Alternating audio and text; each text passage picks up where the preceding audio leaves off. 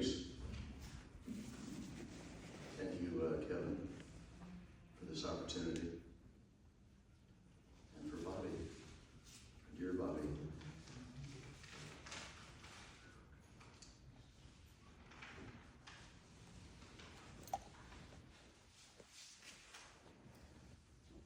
At birth, we boarded the train and met our parents, and we believe they will always travel on our side.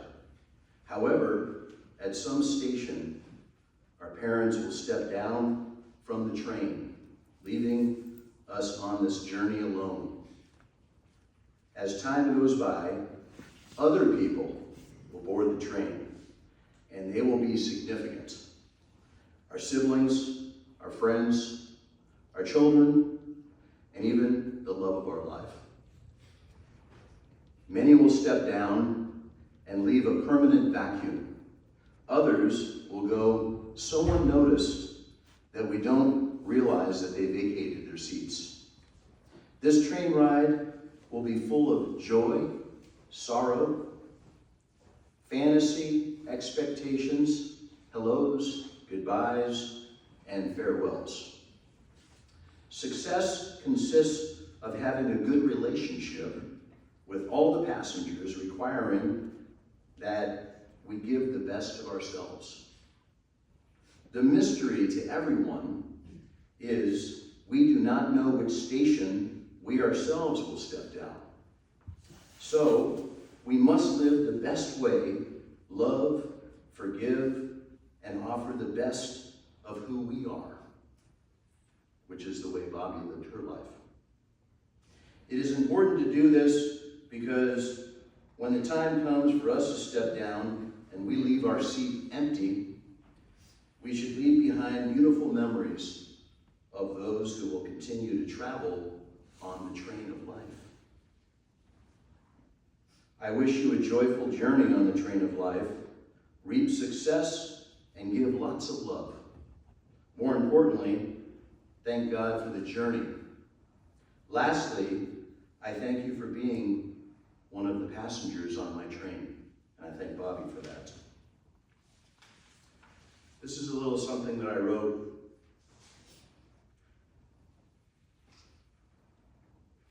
It's called If I Were a Dad.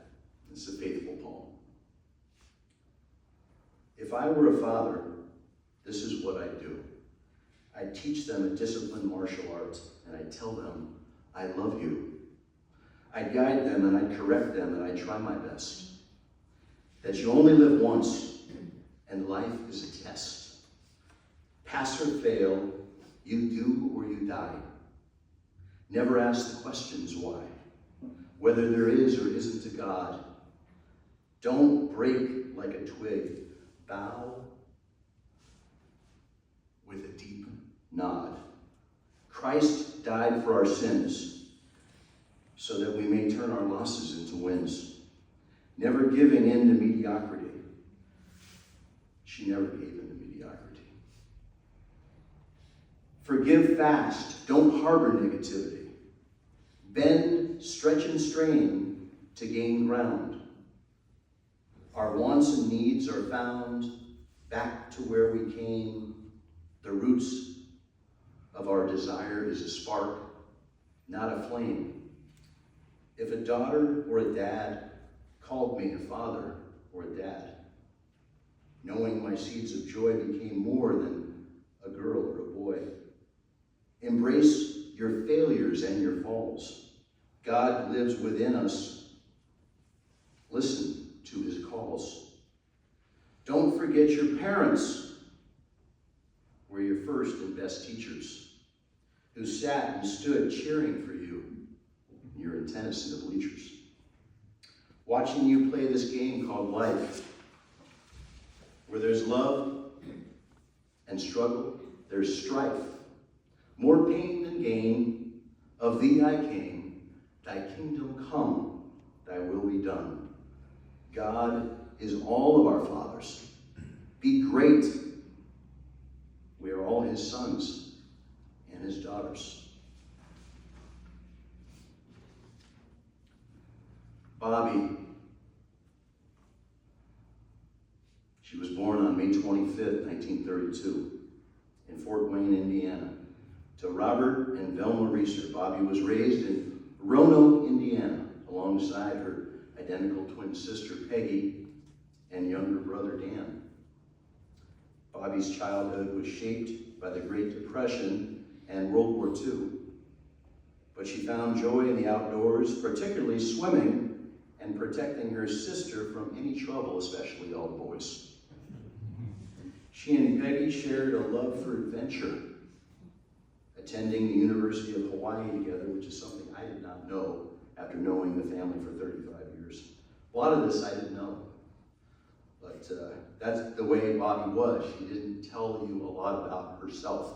She had 2 ears and 1 mouth. She used the majority, not the minority. And she was an amazing listener.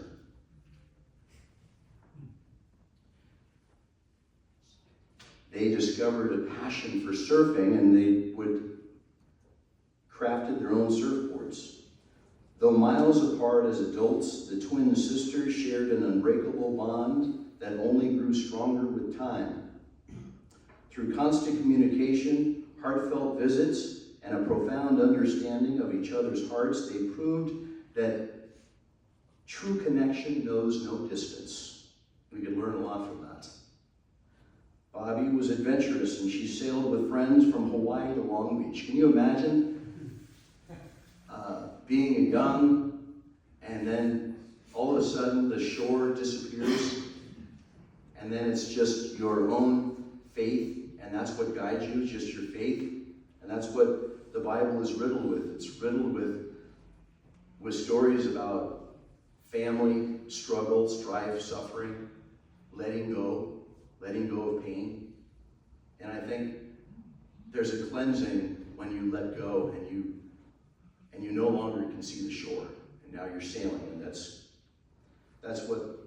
where she is. She's sailing up there.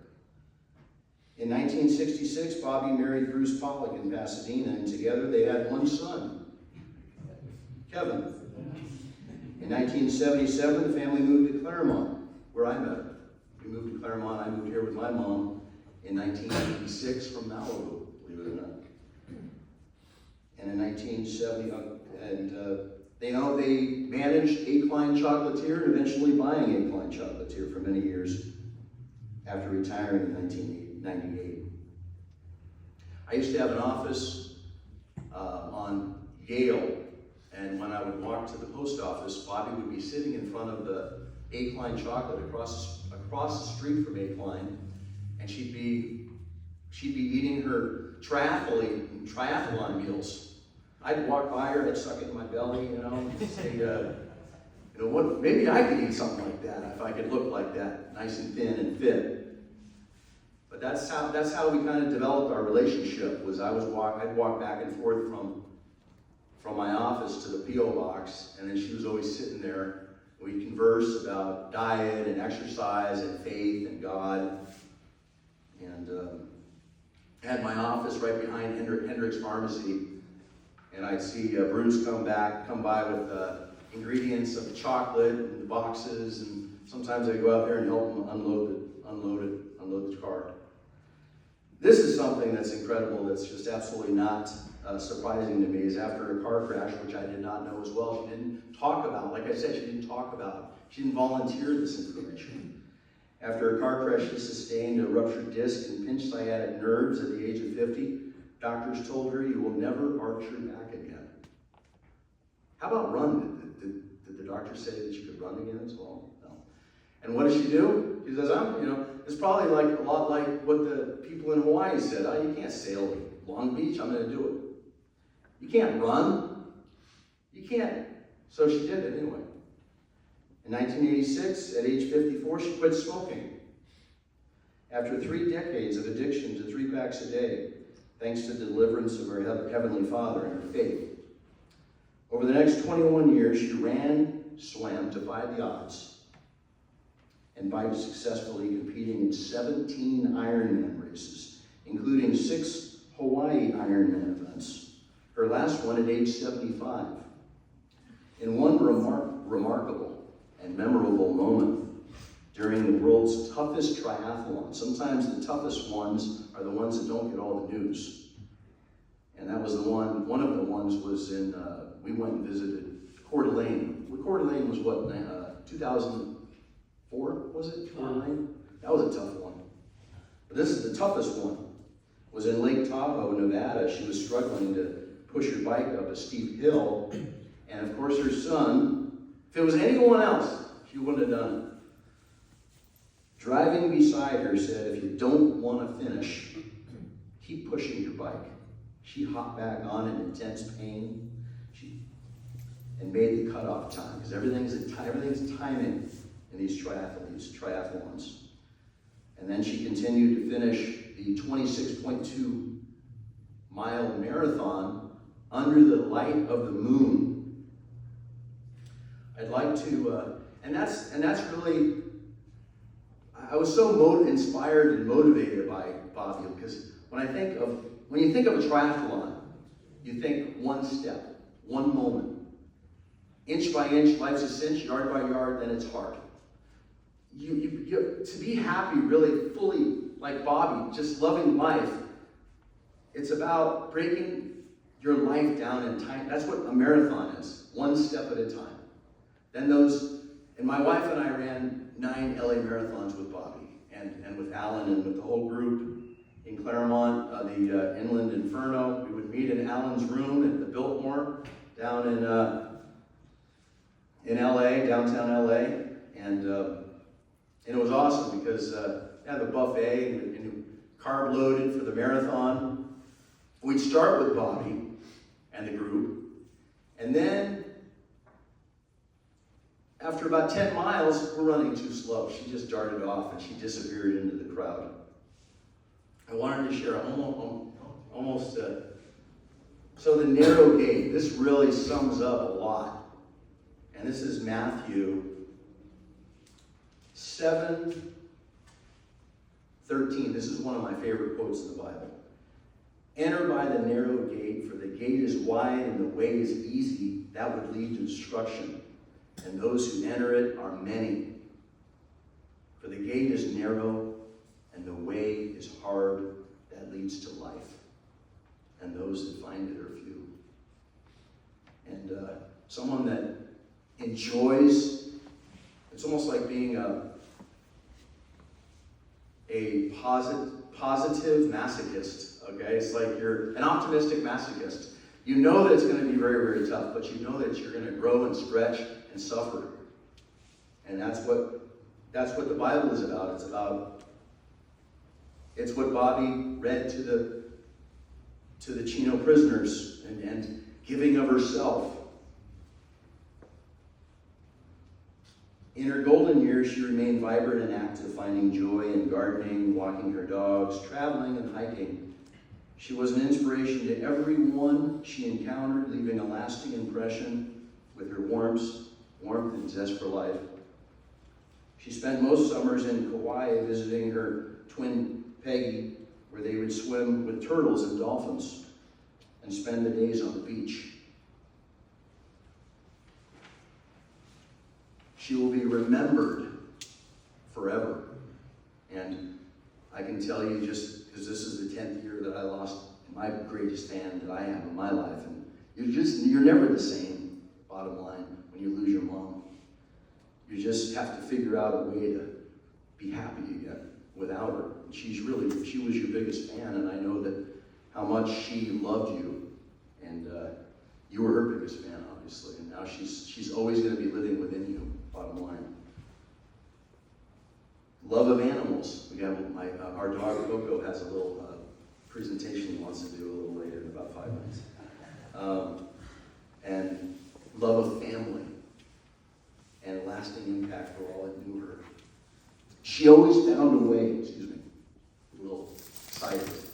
I'm talking about people that I'm passionate about. Bobby is definitely one.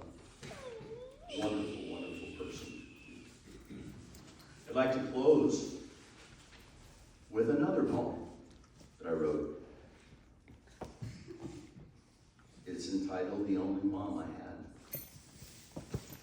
We laid you down from a life on the mound. Today, Mom,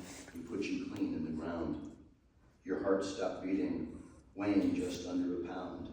In 1954, you left Indiana for Hollywood with dreams and desire, like a samurai sword who had been tested and broken by a life in fire.